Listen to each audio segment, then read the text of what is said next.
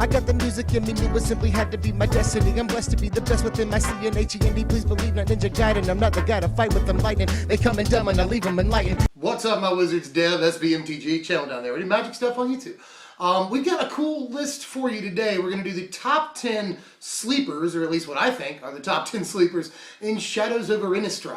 What's a sleeper? Some of you may be asking yourself. A sleeper is a couple of different things. Mostly it's a card that is not getting much attention, you know, or people are dumping on it even.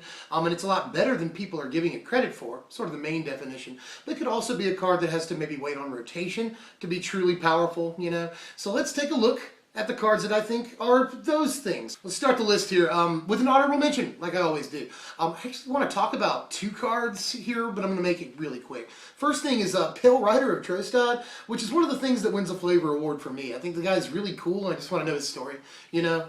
But functionally, at least, he's a 2-mana 3/3 that enables madness and reanimation in a reanimator deck. This could be like a cheap early game guy that can either attack or, you know, play defense really well for you, and allow you to discard a big, you know, creature. So I like the guy for a lot of reasons, and I think even later game, you know, turn 4, he'd be a 3/3 that enables a card with madness that you can go ahead and cast. So different reasons to like the guy. I'm not sure he'll end up in anything because the red-black madness deck mostly going to have vampires, you know, but I do like the guy's design. The other thing I want to talk about is Skin Invasion, the first card that I'm going to talk about out of like 3 at least, that I know were designed by Gavin Verry, who's been designing for Wizards for a couple years now, you know, but he always has really interesting stuff, and there's probably more cards of his design on this list, if I had to bet, but he's really knocked it out of the park this set, and this is the first card of his I want to talk about.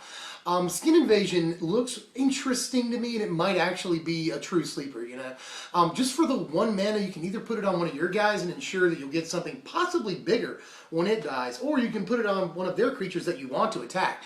Go ahead and kill it and get your own 3/4. All of this just for 1 mana? I mean, this could actually almost be good maybe in that red-blue prowess sort of aggro deck with Storm Chaser Mage, you know, sort of as insurance, or it could be good in a mid-range sort of deck that likes to kill guys, because you can very early on get your own 3/4 for killing their 2-drop. So Skin Invasion actually looks like it might be good. But to really start the list for realsies here, number 10, we're going to give to Essence Flux.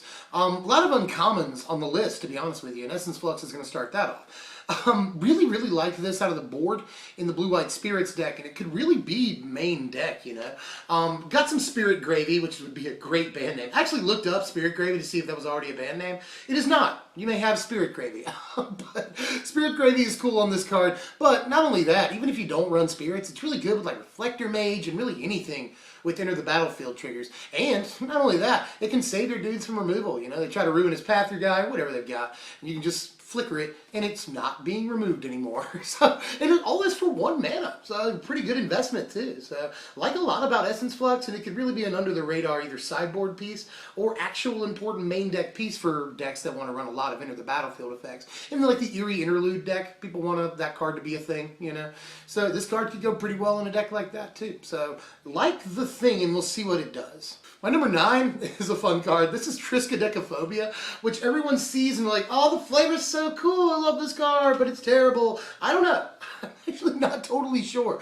If you can get them to the 13 and kill them that way, obviously, that's great. I mean, I think this is the best alternate win condition we've seen in a while. I like this more than Hedron Alignment, although Hedron Alignment is also really interesting.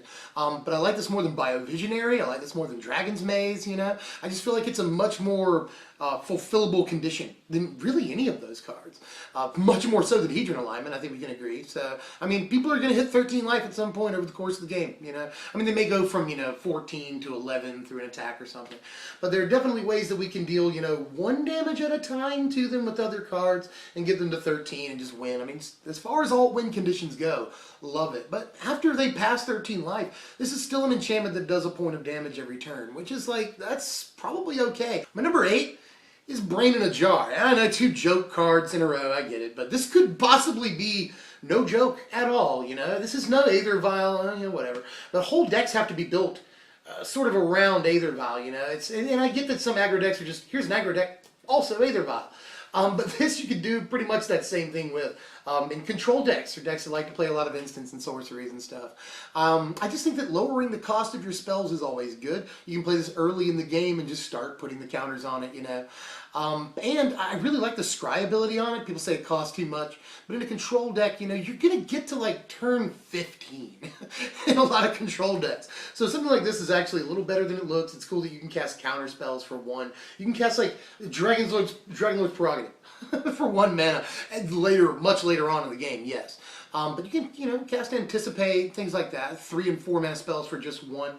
And yeah, I know the limitations. You know, you have to have as many charge counters on it as the converted mana cost of the card you're casting. It gets complicated. And you can remove counters, but it costs a lot, and things like that. But, you know, Control wants to scry. Control wants to be able to play more spells. So I think the card may have a place somewhere as like a one-of in a control deck. But again, we'll have to see. I just think a very powerful effect. My number 7 is Startled Awake. If you hit this a couple of times, I think you may have won the game in a dedicated mill strategy, you know. Not only, you know, their first turn, that's 7 cards off the rip. If they go second, that's 8 cards. They'll be drawing cards the entire game. You'll probably hit them with a couple of other mill effects, you know. So just hitting this twice is probably a win, especially if you've done some stuff with Sphinx's tutelage up to then. A lot of people like this in the tutelage deck. I'm not totally sure, but I do want to point out that it's recursible, you know.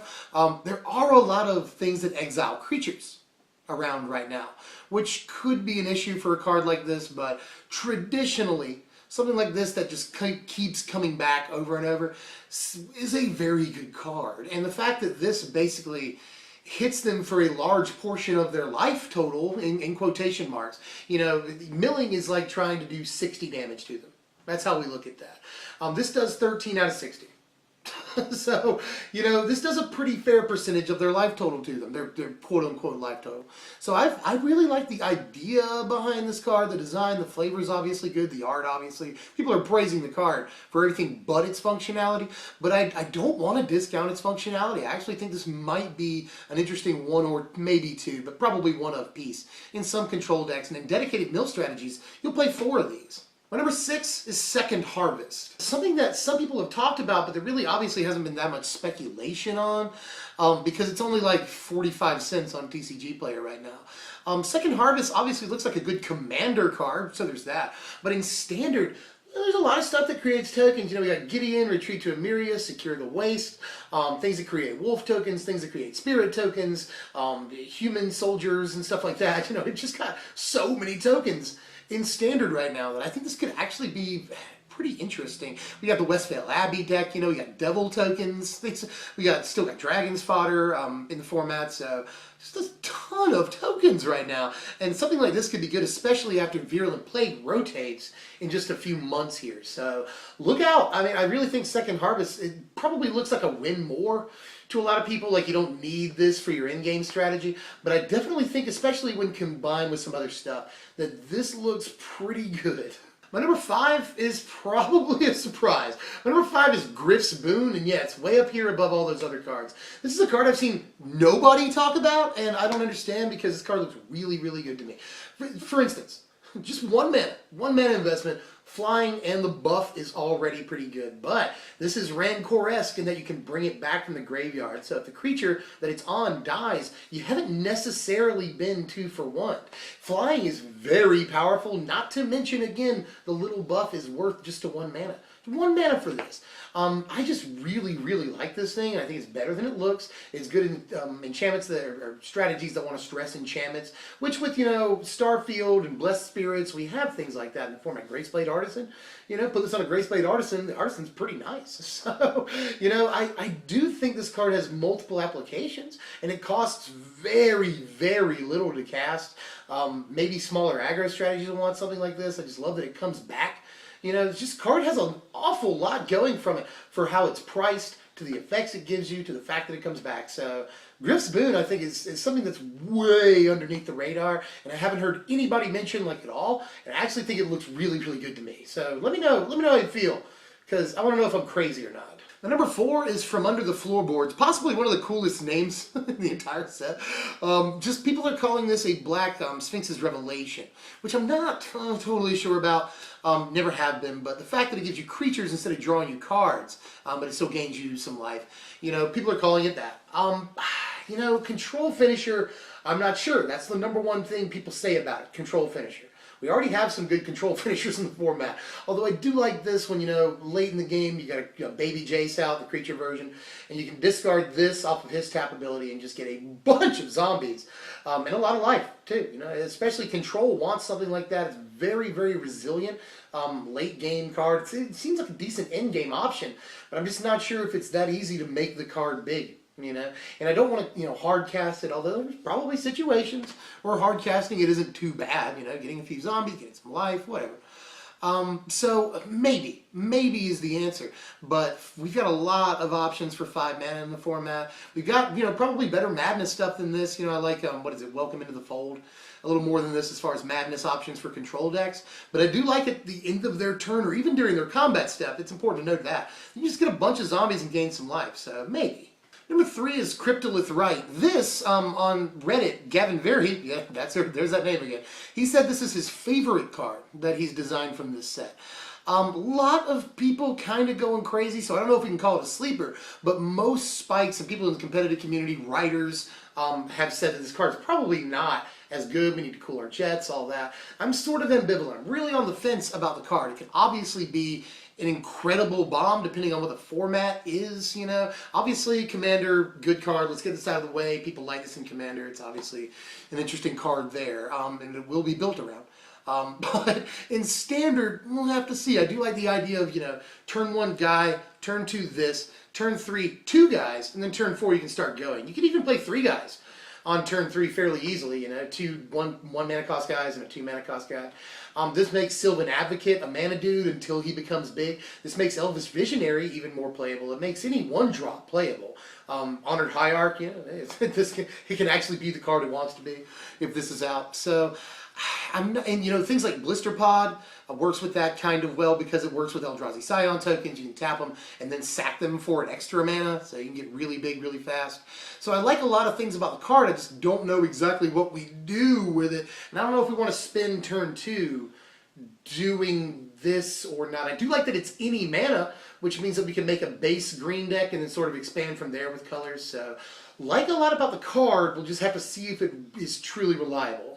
My number 2 is Gold Knight Castigator. Something else that I'm not sure is necessarily a sleeper, because this is the inverse of the last card. A lot of players are saying, like, boo, this card is bad. And a lot of writers and competitive players are saying, yay, this card is good. I'm with them all the way on this. This card looks really good to me. It may be the best, you know, aggro 4-drop in the entire format, you guys. 4 mana, 4 power, evasion, haste. That's crazy, and it's usually a card that's going to come with a downside. So if mono red or maybe red X aggro is a thing in this format, I definitely see this card, you know, making some waves. This thing looks really good to me. It's sort of Hellrider-ish. This Hellrider would often come down on turn 4 with haste and deal 4 damage at the very, very least. Sometimes it would deal 6, 7, you know.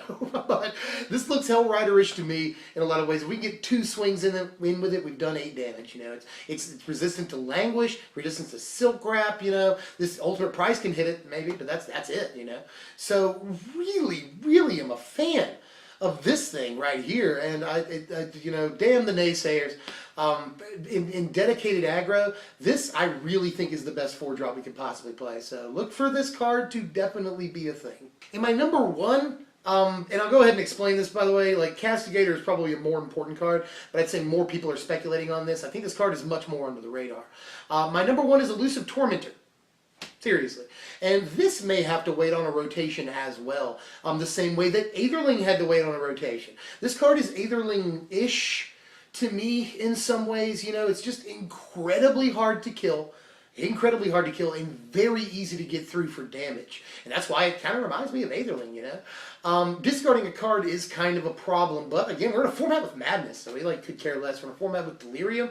This could go very well in maybe a Reanimator strategy. I'm not totally sure about that one, but definitely Madness and Delirium. And this gets through for 4 super easy, you know. That's 1/5 of their life total right there, so in Control, That seems kind of good. Now, obviously, Kalitas is a better 4-drop, I think, for black decks than this. So it may have to wait all the way until Kalitas rotates out, but maybe not. Maybe not. In Control, this is a pretty good-looking card to me, as it's very hard to kill. One of the only things that kills it is, like, Languish. Aside from that, it's just not going to happen with pretty much any removal in the entire format. So, love Elusive Tormentor, and I actually think this could be a much better card than people are giving it credit for.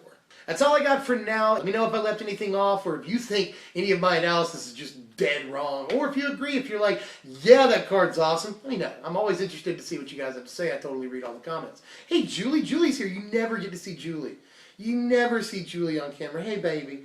But in any case, if you enjoyed the content, what I'd like you to do is, like, share, comment, subscribe, and check out any of our other awesome videos we've done lately. Any of these, they're all pretty good. And I'll see you guys later. I'm Dev from SBMTG. Thanks for watching, my wizard. Say bye, Julie, you're not, because you're just so comfy. You're a comfy baby.